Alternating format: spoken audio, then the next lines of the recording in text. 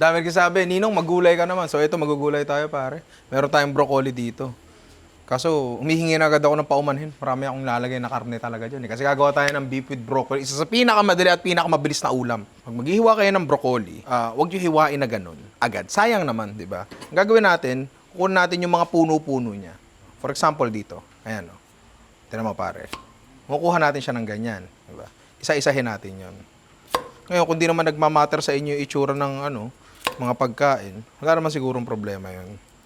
Bibigay lang ako ng just the tips. Tips number 1. Just the tips number 1 sa episode na to. May dahon nung ay masama yun. Hindi, okay na yun. Hindi, ito yung dahon na gusto ko. Tapos pag umabot kayo sa gitna, medyo siksik na yung niya, yung parang pinaka-construction niya. Pwede niyong putulin na ganyan.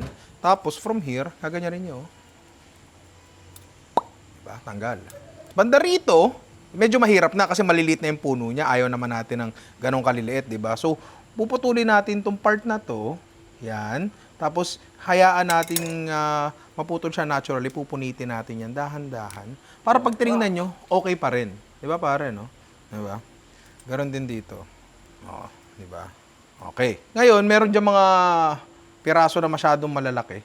Ayan, tulad nyan. Pwede nyo gawin yun. Di ba? Hatiin nyo to sa ilan. 2, 3. 2 na lang.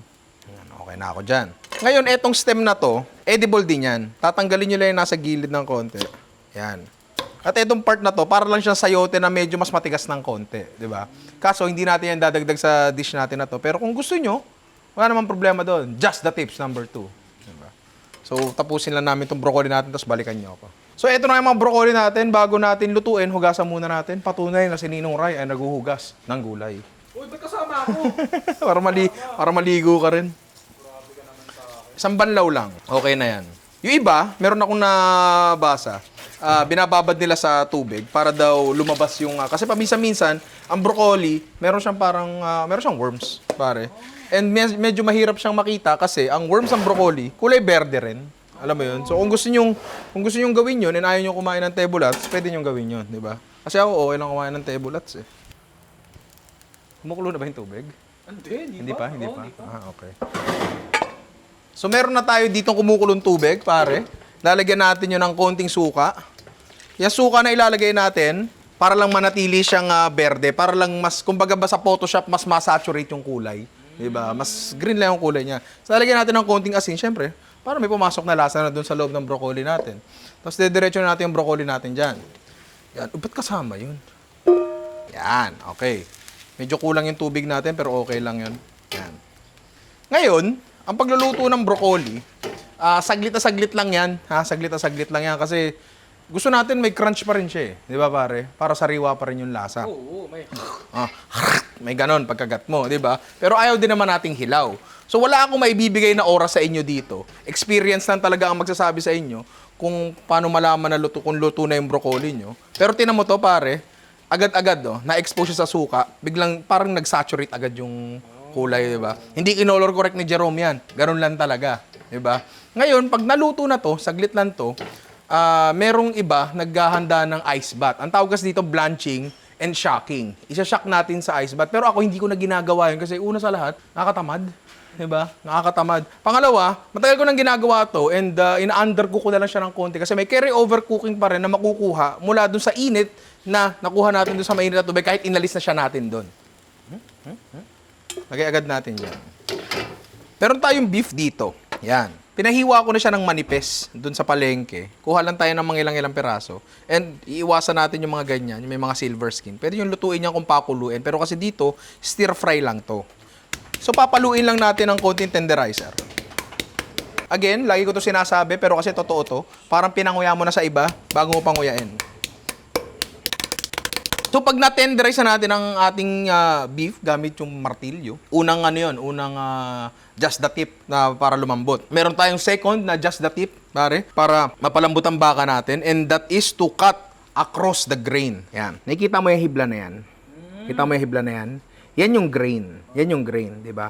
Ngayon, pag hiniwa mo yan ng paganyan, ang haba ng strands niya. Gets mo? Ang haba ng strands niya. Pero pag hiniwa natin yan across the grain, strips, ang nangyayari, yung fibers niya umikli.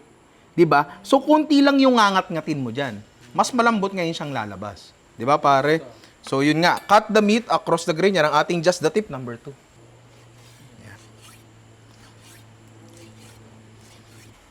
Ngayon nahiwa na natin to across the grain na tenderize na natin. Meron tayong just the tip number 3 para mapalambot pa ang karne natin, and that is baking soda, pare.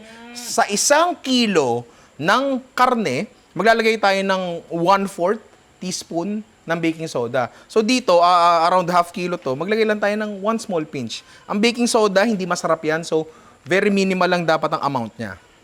Ang magagawa nito ay parang i-breakdown niya na yung karne and parang magiging bouncy siya and tender. Alam mo yung pag kumakain ka sa Chinese restaurant, di ba parang kakaiba yung beef nila doon, pare? Oo. Yung parang hindi siya sobrang lambot, pero buo yung structure niya, pero bouncy siya. Parang ganun. Ganun ang ginagawa ng baking soda. Pare, wag lang masyado marami kasi mapait yan. May baking soda na yan, meron pa sa daliri ko, lalamutakin lang natin yan. Yan. Mapapansin nyo, habang nilalamutak nyo, lalagkit yan. Lalagkit yan, di ba? Meaning, nagre-react na yung karne dun sa baking soda. Nilalamutak tayo! Hinawaran kami. So maghihiwa tayo ng aromatics natin ngayon, pero ang hihiwain lang natin ay yan lang, sibuyas lang.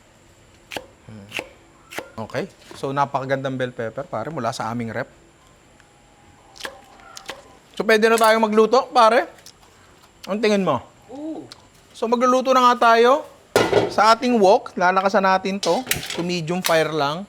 Tapos maglalagay tayo, syempre, pare, chicken oil, di ba? Or kahit anong oil na gusto nyo, oil of your choice nga di ba? Bago uminit ang mantika natin, lalagay tayo ng hibe.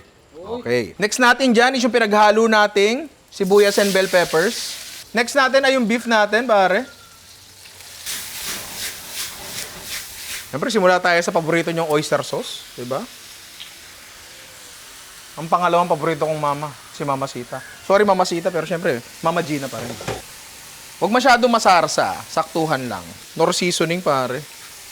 Ano. Tapos, keeping up with the shrimp and beef theme, meron tayo ditong shrimp cubes, pare.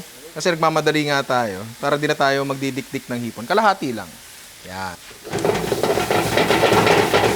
Next ingredient na ilalagay natin, ito optional lang to. Optional lang. Lalagay tayo ng konting brown sugar, di ba? To taste na lang yan. At this point, lalagay na natin yung broccoli natin. Diba? Yun. One final toss, pare. That's it. Luto na ang beef with broccoli natin. Tara, mag-plating na tayo.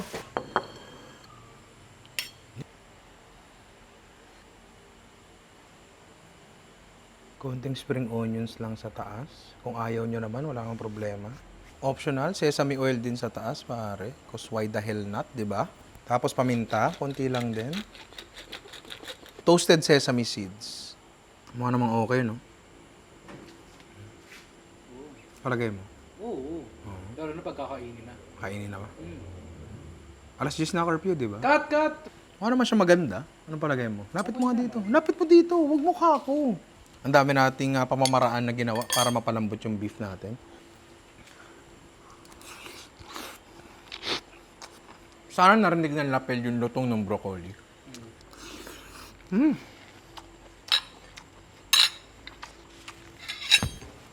Okay naman.